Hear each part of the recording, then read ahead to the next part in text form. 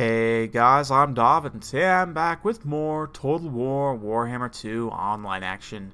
As you can see from this Arch Lector, we're taking the Empire today against the High Elves once again. Let's go ahead and go over the army compositions here. So, Arch Lector. Yeah, try this guy out here because with some of the recent buffs, I figured he could be a pretty good little buff wagon to support the Royal Altar of Gryphites and a cheaper alternative to running them with, say, like Karl Franz, for example. Granted, the Arch Lector obviously much worse in melee combat than Karl Franz. Well, I say worse, he's much tankier, he's less offensive, but he does have better melee defense and better armor. And he also has Grand Hammer of Sigmar, which has a greater area of effect and a much longer duration than the Reichland Runefang.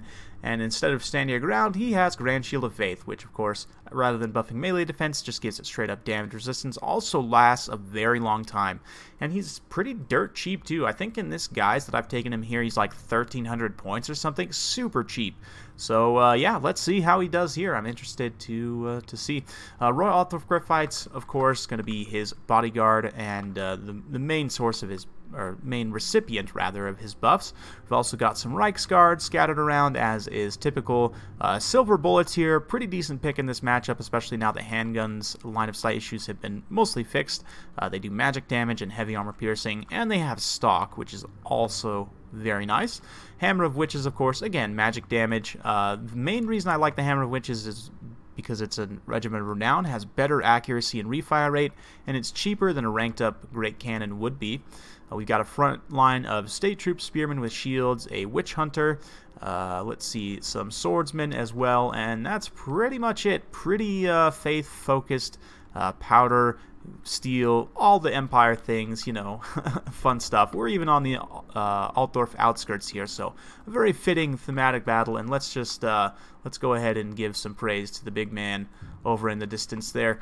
But anyway, looking at the High Elf army here, we've got two Eagle Claw Bolt Throwers, Alariel's way in the back there hiding from the cannon, a Noble, 3 White Lions, he's got 2 Lothern Sea Guard, and 2 Dragon Princes, one of which is the beautiful Fireborn, if a bit stuck up. But anyway, let's go ahead and get the battle rolling. You can see we're going to be pushing up my forces. I do want to try and take this engagement as far away from the Hammer Witches as possible because I have better mobility than my opponent. Obviously, I can't actually see these Dragon Princes at the moment, so I don't actually know that he has any mobility whatsoever. I figured he probably had a couple units here or there, maybe hidden over here. So we're going to push up the Arch Lector and these Reichsguard and the Gryphites up and around through the forest here to try and scout it out.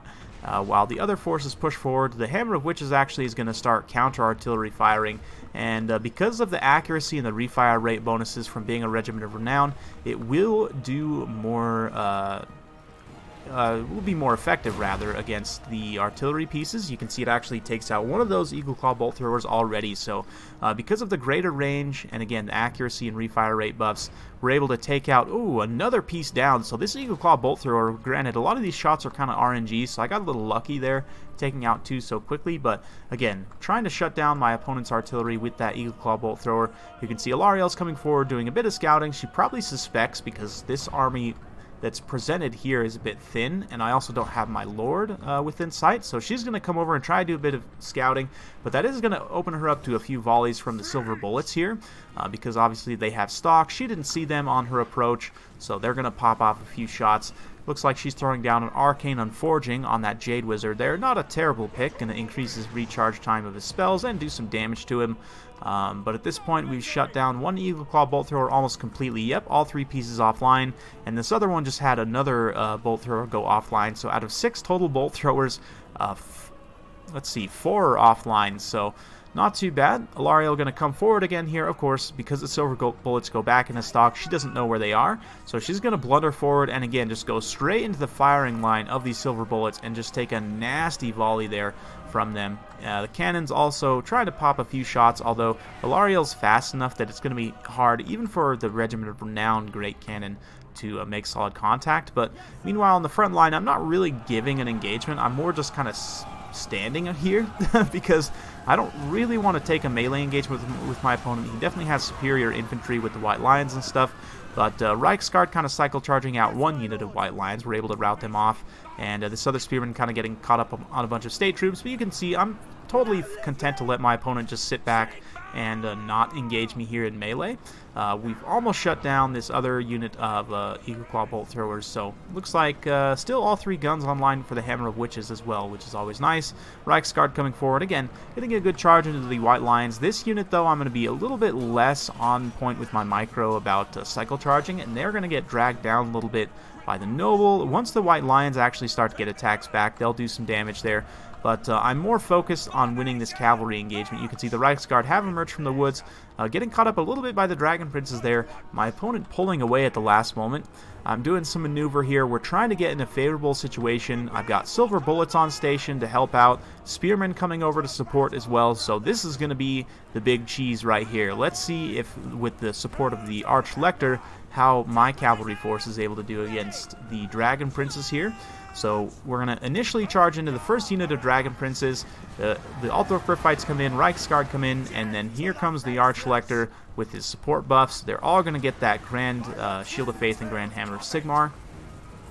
He's going to come in and kind of interrupt the Dragon Princes a little bit, and we are going to get a countercharge order off with the Dragon Princes. Ilaria looks like she dropped her Star of Avalorn there. Foz Protection as well, just to buff up those Dragon Princes. But look how much damage they've already taken. And the Fireborn themselves, too, even though they're up to 80 melee defense, still just taking an immense amount of damage here from the Royal Altdorf Griffites. Dragon Prince is actually being terrified away at this point. We've got Spearmen in here supporting, so a very pitched engagement developing, but going in favor very decisively to the Empire. The buffs for the warrior, for the Archlector are still up. You can see how long those last. They were able to last the entire length of that engagement. So we're able to terrify away the Fireborn and the other unit of Dragon Princes. So immediately my opponents lost out on, what, like 3,400? No, my math is way off.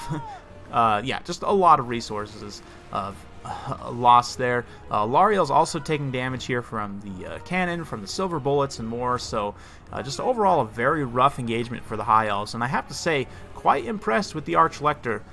He's a much cheaper option than Karl Franz. Obviously, again, he doesn't have the single target gooning power that Franz does with the Gal Miraz and his better offensive stats and armor piercing and everything. But just overall, he's cheaper, and you could argue that his buffs are a little bit better because they last a lot longer, and the Grand Shield of Faith is straight up damage resistance rather than melee defense, which, I mean, melee defense will prevent damage altogether, but it's still dependent on a dice roll, whereas damage resistance will mitigate all damage that's done. So, you know, there's an argument to be made which one's actually better, but the Grand Shield of Faith certainly lasts longer. So, I mean, you could do something similar with Volkmar, but Volkmar is a bit more expensive, and the fire damage isn't great against the High Elves. So, a fun battle, though. My opponent does admit defeat there once Hilariel's gone, and his infantry is just going to get cycle charged to death at this point. So, definitely understand admitting defeat, but a very fun battle. Hope you guys enjoyed watching that. Not too often you see the Arch Lector around, but I do think you'll start seeing this guy a little bit more often just because he's cheap and his buffs are really good. Really, really good. It's a huge area of effect, lasts a long time, and again, he's cheap, which is always nice. You can see the Royal Altdorf Griffites pretty much took no damage there. Got 42 kills, all on Dragon Princes. The Fireborn only got 2 kills in that whole engagement. The other unit of Dragon Princes got 0. So, I mean, the Reichsguard that we're supporting in that engagement as well took very little damage. And overall, it was just a decisive win in my favor. Silver bullets were also firing into that engagement. I didn't catch it, you know, because of how quickly everything happened, but they mostly did their work against Alariel. And the Hammer of Witches doing a great counter battery fire, taking out the Eagle Claw bolt throwers, and also doing a bit of damage to Alariel. We didn't really need them to take out cavalry or anything, so they were mostly focused on that. Reichsguard helping to win that infantry engagement. Well, I say win. It was more like just hold the infantry engagement long enough to win that cav fight.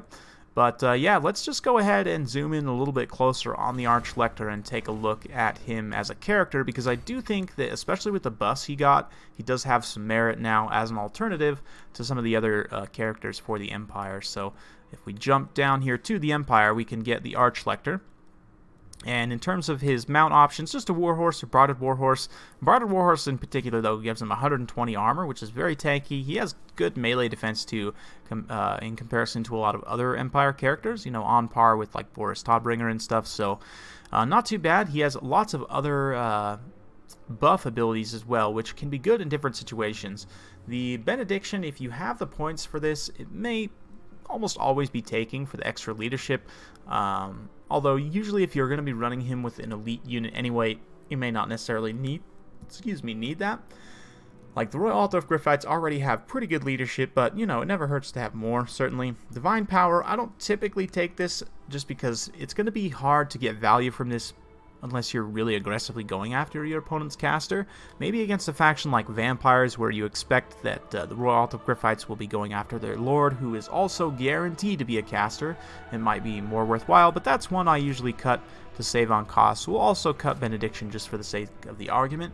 These are the real three that I think can be just wildly useful. So, Grand Hammer of Sigmar, you guys saw there, 26 melee attack, lasts 50 seconds, which is a long time, and a 40-meter effect range, which is also quite large.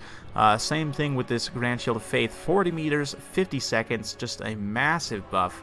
22% damage resistance is quite good. Don't get me wrong. And Grand Soulfire, this one's a little bit more situational, but like, let's say you're against Bretonnia, you run the Arch Lector with your Demigryph Knights with Halberds, you use the Grand Soulfire to give them 90% magic resistance when you're fighting Grail Knights.